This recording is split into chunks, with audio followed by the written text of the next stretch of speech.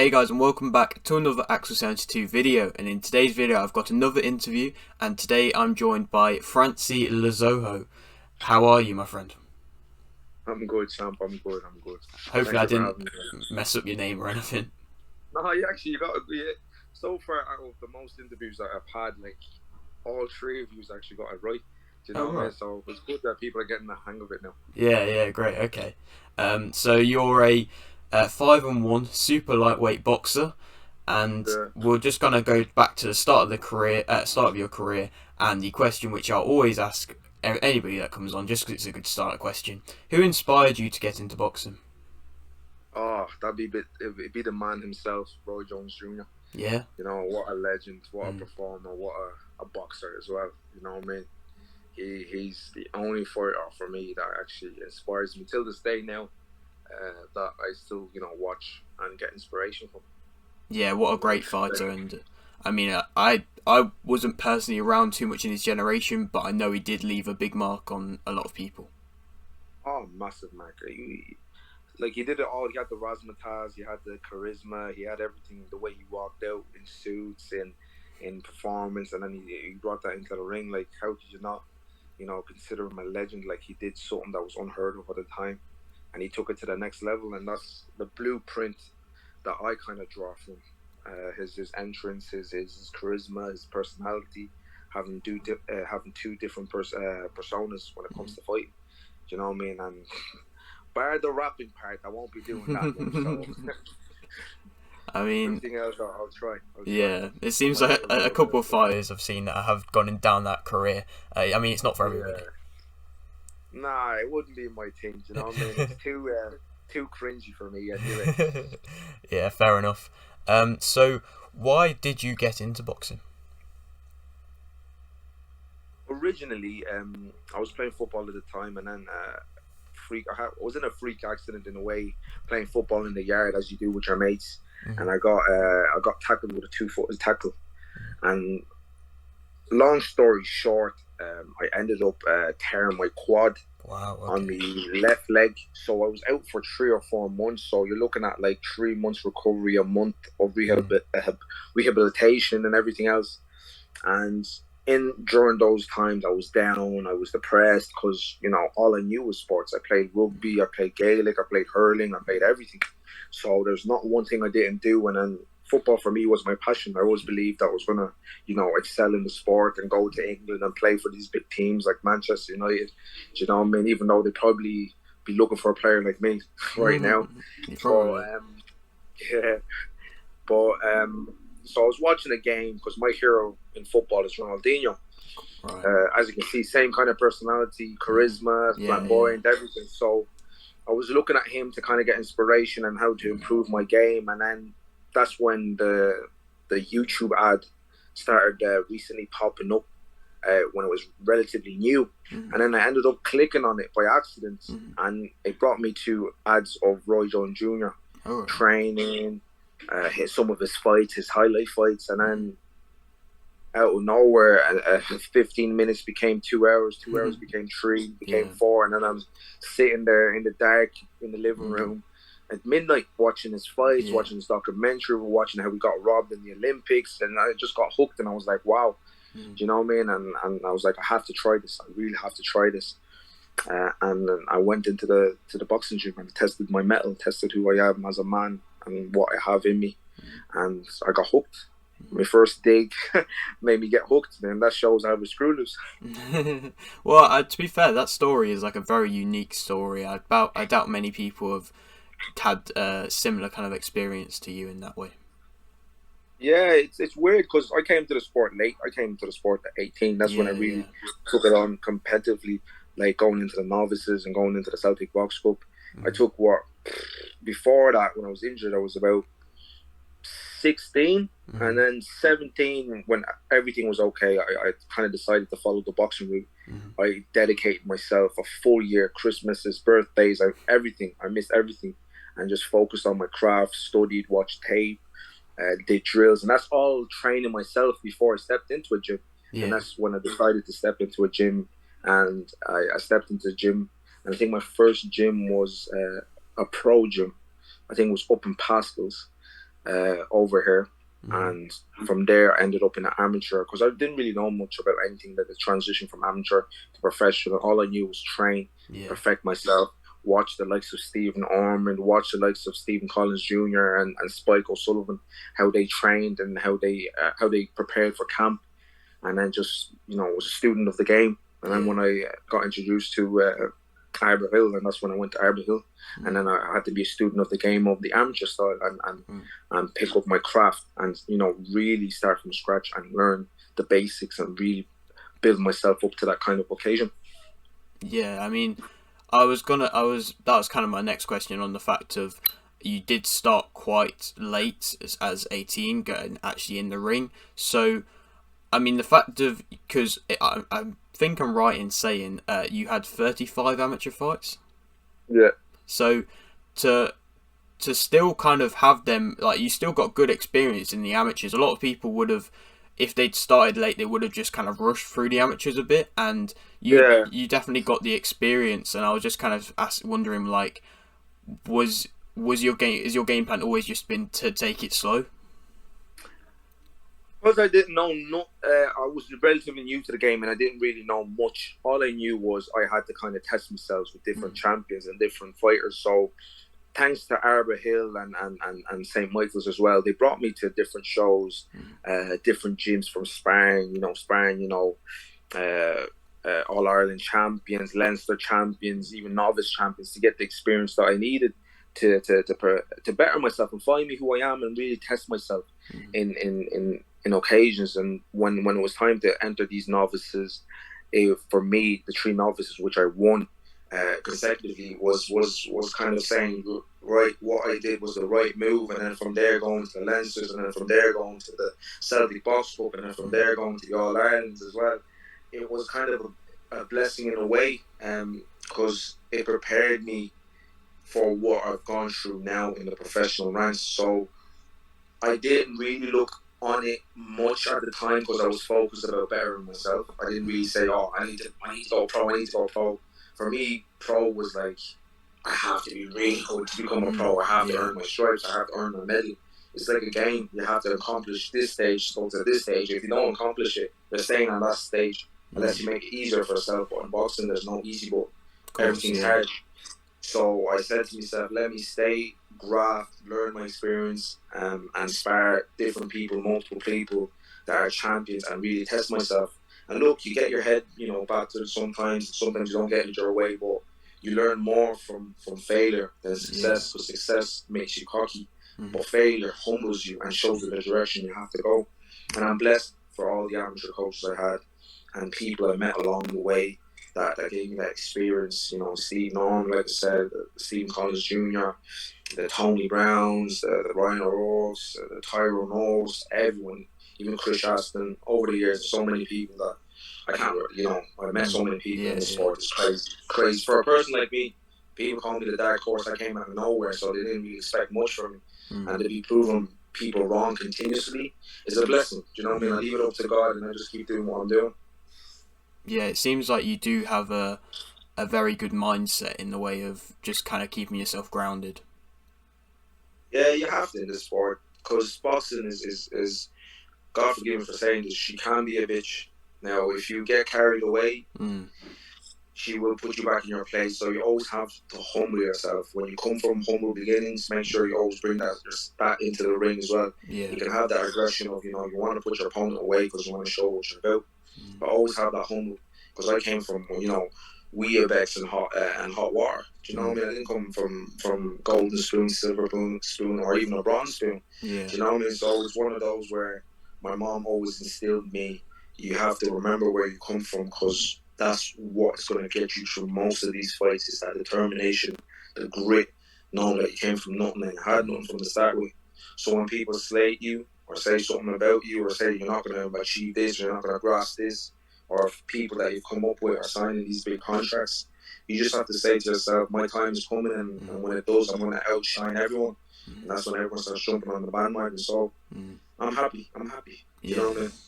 So obviously you were speaking about when your time comes, and that kind of leads on to my next question of, why did you turn pro when you did? Funny enough, like after the All Ireland, which I lost, and that's where I got my first cut. Actually, it was against Sean Hunt, and funny enough, me and Sean Hunt used to spar a lot of rounds. Right. And he's an absolute gentleman. He is one of the nicest people I've ever met in my life. You know, we've had complete wars in sparring, me and him, because him being older, and he had a wicked left hook to the head and body that I never used to say to him, but he used to hurt me a lot. I was unexperienced because in the amateurs, people don't really go for the body, but he was the only fighter that always went for the body. So my trainer at the time would always get me to spar him, and we used to do a lot of rounds, and he'd always pass on his knowledge on to me because I was still a young kid coming up. Of course. What I relied on was my ability, my determination, my fitness, my grit to get me through a lot of fights, and I had the hand speed and the quick movement to do what I did, and what won me a lot of things as well. So, you know, when I met him in the All Ireland, it was just mad. It was like, Jesus, we've done so many rounds and we're about to fight each other. It was surreal, but I had massive respect for him, you know, and I always will have massive respect for him. And, you know, he got the better hand of it, you know what I mean? Don't bar the headbutt. Allow him with the headbutt. You know, it's accidental, but it was a beautiful thing, and gaining that experience off him and being in that stage and being a dark horse coming out of nowhere. You know, I would have loved to win it, but it wasn't in the plans. But announcing myself to everyone, even though people knew me, the lead up to that Ireland, it was a way of me kind of saying, you know, it was a great experience, but it's not the route I want to take. I've seen a lot of top quality amateurs stay in the sport too long, leave it too long. For me, it would be Darren O'Neill. Right. And when he turned professional, you probably would know him, but he's a top amateur fighter for man. He's won mostly everything, and he didn't turn professional until he was 35. Oh wow! And that's very late. You know, correct me if I'm wrong. Probably 35 or something like that. Anyways, and it kind of showed. He did have one professional bout, but after that, I don't know anything else after that. But and he was, you know, he's won a lot, and that kind of told me not to stay long in the sport, not to kind of drag it out, and I never really seen myself on the podium in the Olympics winning gold or whatever for Ireland. I always see myself kind of carrying the belts, walking out, and then hearing the announcement from Dublin, Ireland, you know what I mean, and handing the belt over. That's how I always viewed myself. I never viewed myself in the Olympics. It was never my ambition. Don't get me wrong, it would have been a great achievement, but I know for me to do that, I'd still probably be an amateur right now. Right, okay. You know what I mean? So I just knew my route was always to be professional. Was always to follow the tracks of Roy Jones Jr. and the legends before him. So I always said to myself, once I've gained experience, and which I felt I have after facing a lot of quality people and then finding Sean Hunt, I said to myself, look, it's time to turn over. And that's when I made the transition over. Fair enough. So you had your you obviously turned professional, and then you had your first pro fight, as everybody does. How did you feel to get your first pro fight win, which is because you did win on your first pro? How did that feel?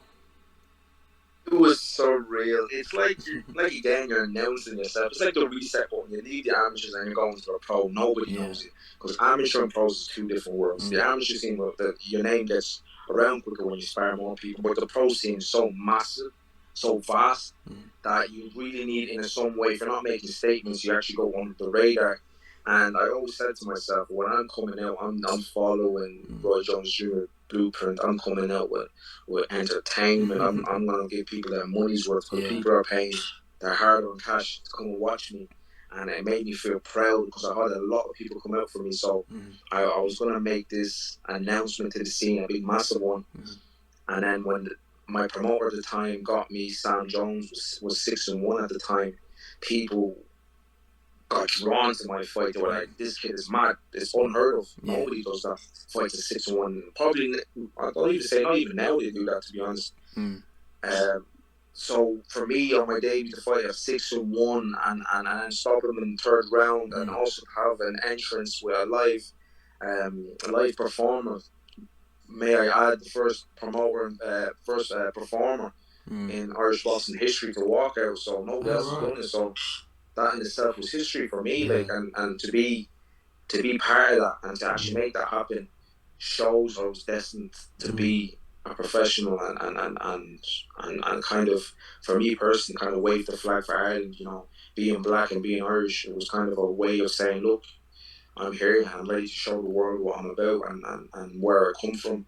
You know, the nitty gritty streets of Dublin, Ireland. You know, and also Coolock, Blanchardstown. You know what I mean? Like the rough areas, to show them, look, anyone can come out, and as long as you put your head down and chase your dream, nothing's impossible. So to kind of show that was massive for me, and that that for me will always live with me, always. Like to this day, I have that shorts, and I'm getting that shorts framed, so I can never forget it. Like so, that is a part of me I can never forget because there's too much history behind it now.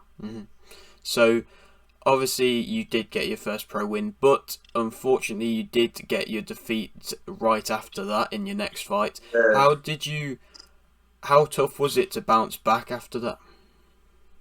You know what? People always say, look, on the record it's defeat. The way I look at it is robbery. Right. Even though it was my first 6-rounder anyways, you know, I mean, unheard of. You're going from a 4-rounder straight into a 6-rounder fight, and a 6-1 going straight into a 50-50 against a Dublin lad as well, which is unheard of. It's mad as well.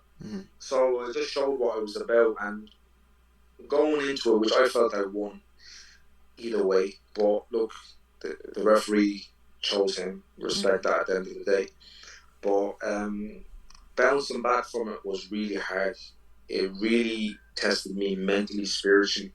And it was kind of a ceremony for me to announce myself again on the pro scene and show how different it is. How people can jump on the wagon.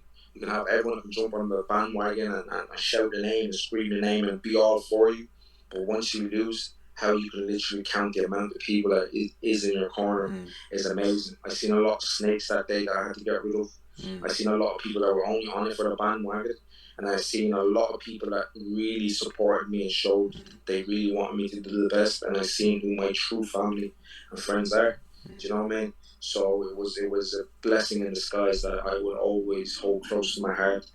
Like I say, God didn't want me to win that day, because if He did, I probably would have been worse off than what I am now. So it was a blessing for me.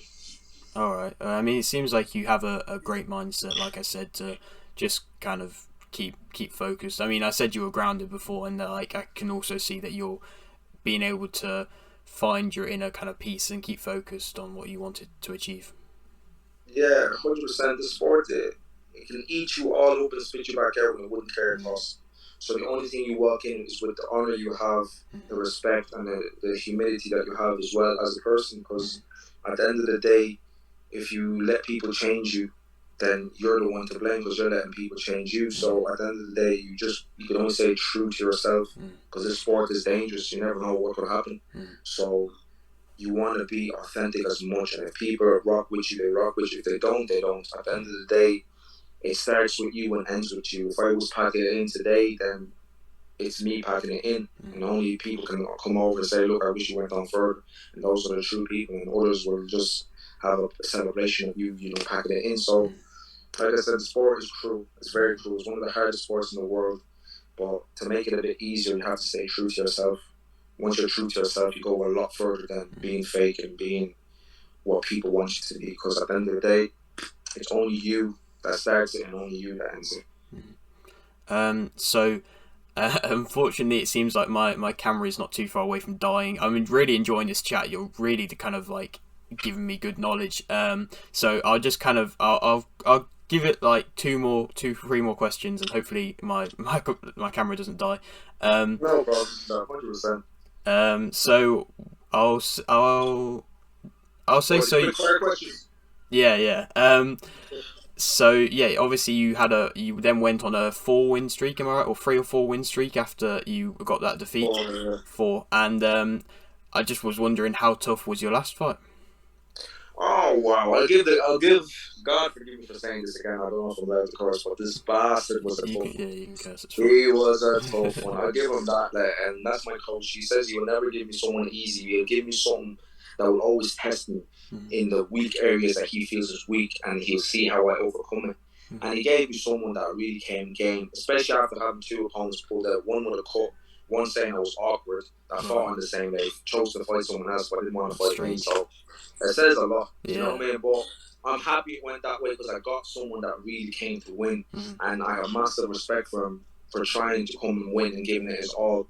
And it was close. I'll give it that. You know, I had to really dig deep, but we got the W, and I gained some knowledge and experience off an opponent like that. An opponent that I feel would beat a lot of people if you're not switched on. Like, realistically, me fighting him, I'm the first person that's actually had a loss on his record. Right. And everyone else he's fought is 8-0, 12-0, 10-0.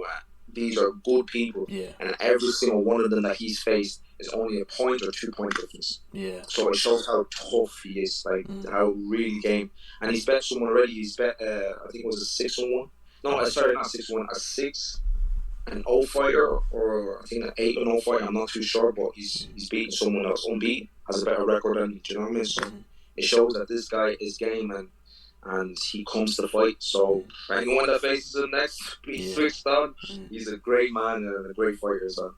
All right, so I was just kind of wondering, when do you think you'll be next back in the ring? Do you have a date at the moment, or is it just? I have a date. Like, same day we got out, same day we sat down and had interview with my manager and my coach. Right. And we already have a date penciled in. So we're looking at September the 16th. Okay. To be back out again. So that's when we'll be back. I'll be going into a 6-rounder. All right. This time now we're stepping it up now, so 6-rounder against another game ready opponent coming to fight again, and you know, same thing again. I have to show what I'm about, and this time try and make it look better. Yeah. You know, so but that's the sport. Yeah. Obviously, I would love to chat to you more. You seem like a really intellectual guy who just is happy to kind of share his knowledge, which I really enjoy in an interviewer. But I'll like I said, my camera's about to die, so I'll leave it with this last question, which I always seem to like to ask as a last question. Is there anything you want to shout out? Yeah, I want to shout out everyone that's bought tickets. I want to shout out my sponsors, especially, you know, Walsall Car Centre. I want to shout out the Codfather from Telford. I want to shout out, you know, Como Pops. I want to shout out Jay from Ringwalk. You know, my trainer as well, the team, Boxmart Elite. BCB Boxing, you know, my manager Errol, you know, everyone that's part of the journey, you know what I mean? It's beautiful, meeting beautiful, amazing people, especially the supporters, amazing people. You know, without them, I wouldn't be in this position right now because they buy tickets to my fight, and the purge continues. It does indeed. All right, okay, well, thank you very much for doing this interview. I very much appreciate it. Thank you very much. I appreciate being on this. Alright, okay, so yeah, thanks for watching the video. If you didn't watch the video, like the video. If you didn't like the video, subscribe if you're new, and thanks for watching.